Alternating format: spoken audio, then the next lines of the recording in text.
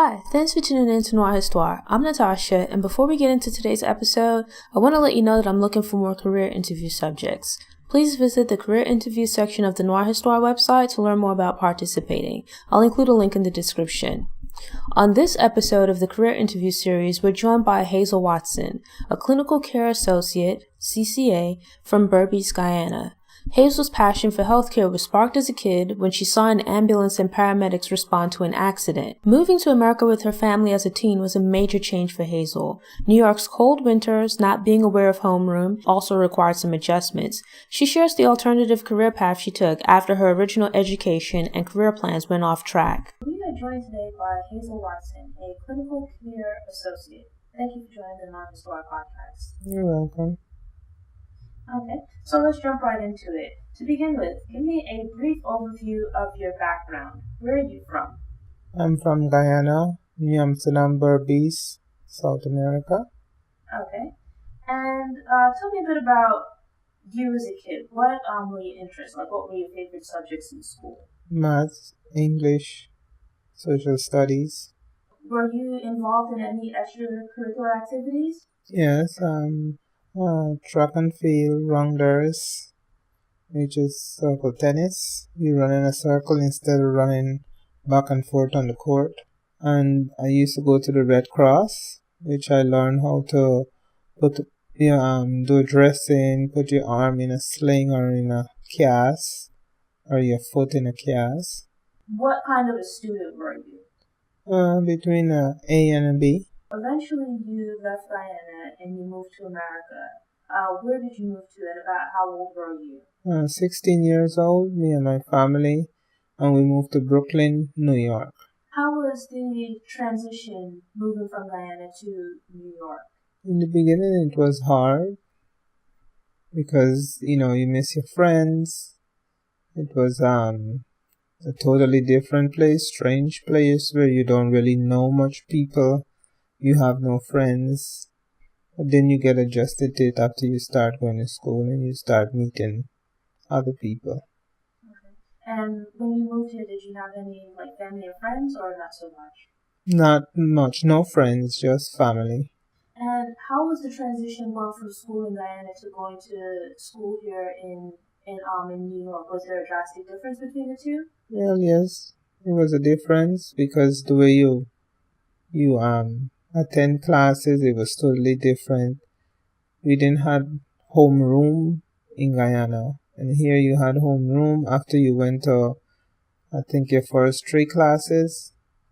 Then you went to homeroom. So instead of me going to homeroom, I used to just go to all my classes. So the first term, only passed the first 3 classes, and I failed the others because I was going the wrong time to the classes, and no one corrected me to tell me, oh, you didn't belong in this class at this time.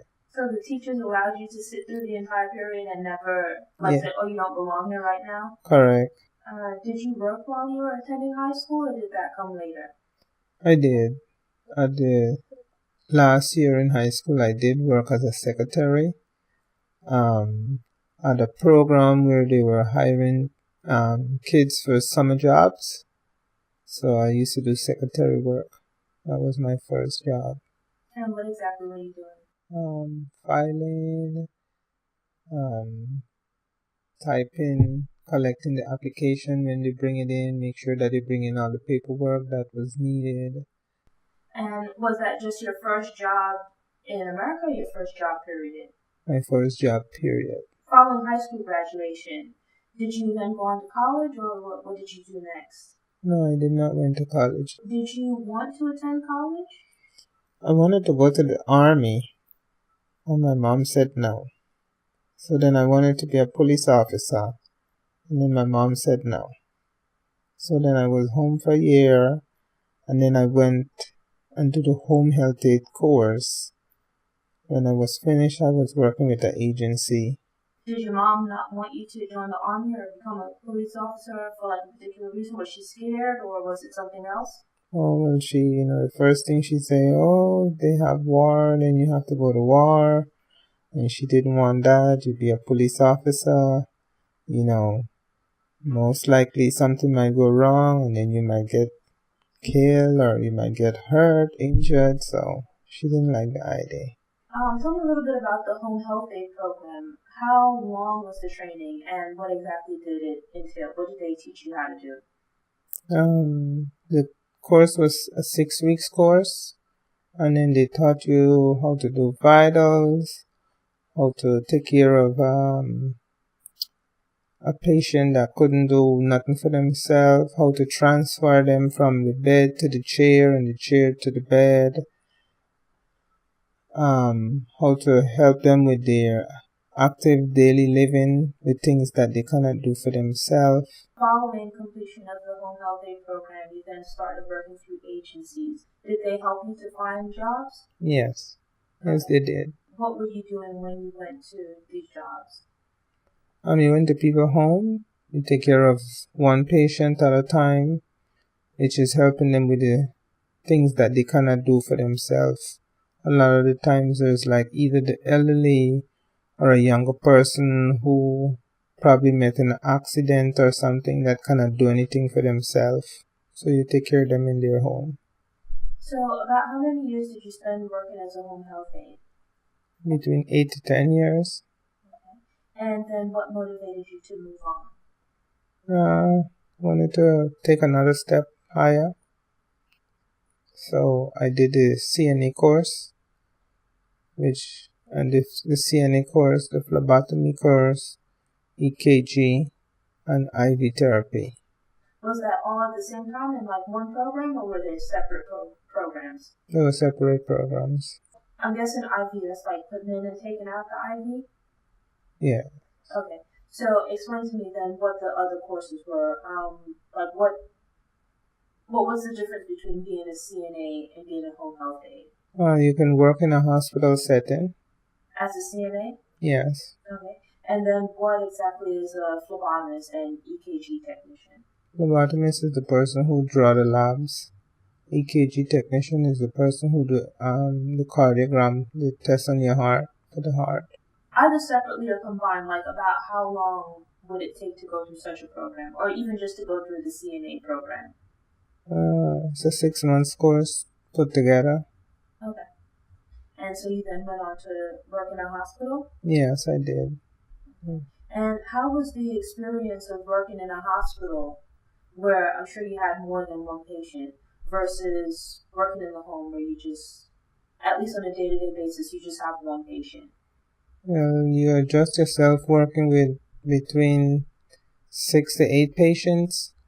You just divide your time or your hours within those 6 to 8 patients. You take care of them in a hospital setting, which is you do you do personal care with them, and then you draw whatever labs the doctors order, because you go by whatever order is been written for the patients. Within the hospital setting, who else were you working with? Well, you work with your other co-workers, which is the other techs and the nurses. Okay. You work as a team. And did you prefer one environment over the other, say working in the hospital, working in people's homes, or not so much? Was there not much of a difference? Yeah, there's a difference. I enjoy working more at the hospital because you learn more. It's a big difference because it changed from day to day. Every day is it's different. You don't always see the same people. You don't always take care of the same people. Different people, different. Everybody's there for a different reason.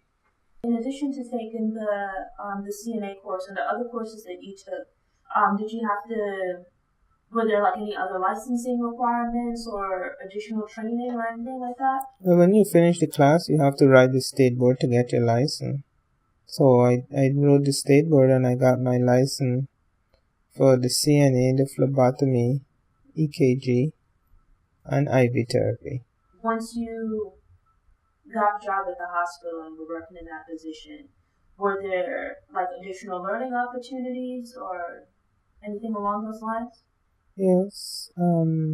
Depends on the department you work. You get the opportunity to work in different department, which you learn more if it's the emergency room or ICU, because every patient is different, so the requirements of the patients are different. Okay. And so tell me a bit about your current profession and what you're doing now.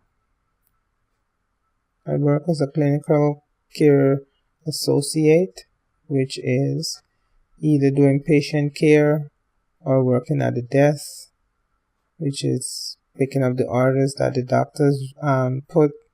You put them in the computer, you let the nurses know about the different orders that the doctor um, write. So you put it in the computer and wrote, and so the nurses could pick it up, or the tech can pick up, whatever is the order. So you started out in New York and you now live in Georgia. Do you find that there's a difference between the two states, or is it pretty much like the work is the same between the two locations, and really just that the patients or hospital policies change? Basically, it's the same, just different place, but basically the same work. Looking back over the courses you've taken, working actually on the job, let's say first as a home attendant, taking the class, and then working as a home attendant, and then later on training to be a CNA, and then actually working in the hospital. Did you find that there was a difference between the training and doing the actual work on the job? Practical and theory is two different things. You're actually doing it, so you feel it. You have a better understanding doing it. So, is there anything you know now, having had, let's say, quite a bit of experience at this point, that you wish you knew when you first graduated from high school? Yes. Which is continue going to school. I had started college. I was going for nursing, but then I did not finish. What impact or difference do you think it might have made on your healthcare career if you'd gone on to attend college straight out of high school versus going through the training programs and working in the positions that you did? Well, obviously, I would have been a nurse and be in a better position. How do you personally define success? When you set a goal and you achieve it, when you want to get something or and you set a goal and you achieve that goal. Has the current reality of your career fallen short, matched, or surpassed your aspirations and expectations? I would say falling short. How so? Because if I had completed school like I wanted to, or like I should have done, I would have been at higher ground. And keeping that in mind, are there any goals or plans that you're currently pursuing? Either for 2019 or let's say for the near future. Yes. By going back to school and achieving some of the goals that I think that I should have achieved in my younger years. If you were to return to school at this point, where, obviously you would be older than your traditional freshman student, right?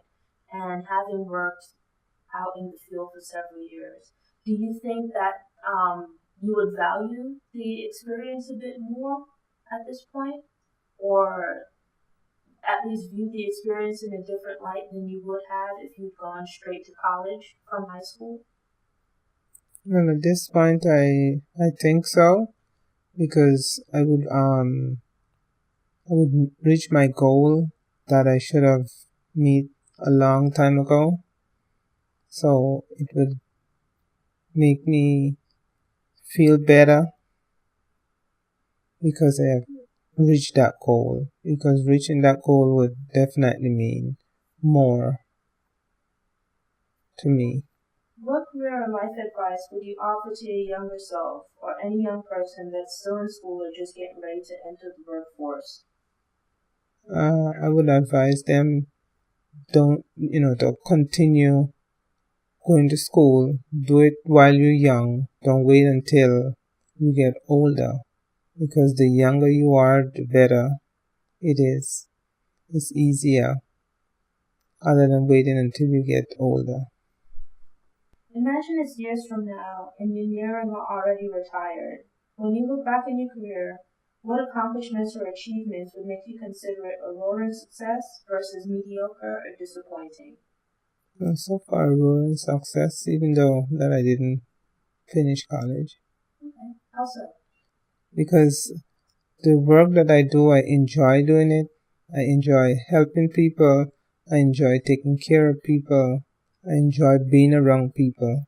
Think about people or events, famous or unknown to you, that have motivated, inspired, or influenced you in your career.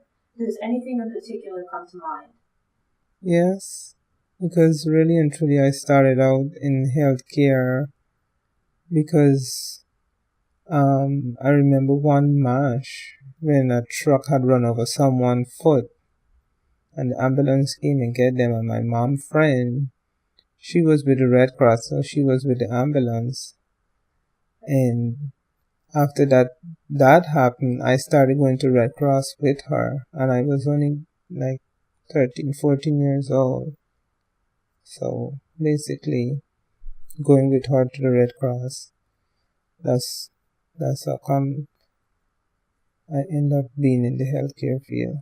And are there any specific books that have influenced or inspired you? Well, reading the Jets magazine, Ebony magazine. How so? Because you're interested in what's going on, interested in other people's lives and what's going on around the world. And Jets magazine and Ebony and them, you get a lot of information from them. Thank you for participating in the Noir Histoire Career Interview Series. It was a pleasure speaking with you. You're welcome. Key takeaways. Don't allow fear, whether your own, your parents, or anyone else's, to hold you back from pursuing your goals and achieving your full potential. By all means, seek advice and counsel from your family and or people that are knowledgeable or experienced with the subject, but try to pursue it if it's positive and something that you want to do. If it works out, great. If it doesn't, that should be fine too. Either way, you won't have regrets about what you could have been if you'd only taken the chance. Parents usually mean well, but sometimes their fear and desire to keep their children safe can hold their kids back from achieving their full potential. I'm not a parent, so I'm certainly not an authority on raising kids. As a parent, you should voice your concerns, but past a certain age, once a discussion has been had, take a step back and allow your kids to make their own decisions. And as long as what they're pursuing is positive, be supportive. Life can get in the way, but once you set a goal, try to make the effort to continue working towards achieving it. When you take a break from working towards a goal, you run the risk of losing the progress you've made, and it can be difficult to become motivated again. Inspiration can come in many forms, and quite often at unexpected times. Brief experiences can have a huge impact on your life, your outlook, and future plans. Keep your eyes open. You never know who might be watching and taking inspiration from your actions. I don't think you're obligated to be a role model for anyone but your own kids, but simply being the best version of yourself, pursuing your interests, and striving for your goals can be motivating to others. Do your thing. And if you can, share your experiences with others, especially kids. Again, if you or someone you know might be interested in participating in a career interview, visit the career interview section of the Noir Histoire website. There's a link in the description. And I'd really appreciate it if you hit the thumbs up button on YouTube or leave a rating and review in iTunes, Apple Music, or wherever you listen to podcasts. It helps other people find the show and will help the show to grow. Thanks again for tuning in, and I hope you subscribe and return to get motivated, get inspired, and get stories of Black history made and in the making. Until next time, take care. For more information about Noir Histoire, visit the Noir Histoire website. There you'll find text, video, and audio for each episode all in one place. Subscribe to the Noir Histoire newsletter to get fresh content delivered straight to your email inbox. You can also subscribe to the Noir Histoire YouTube channel for videos. Follow Noir Histoire on Facebook, Instagram, and Pinterest. Enjoy the rest of your day.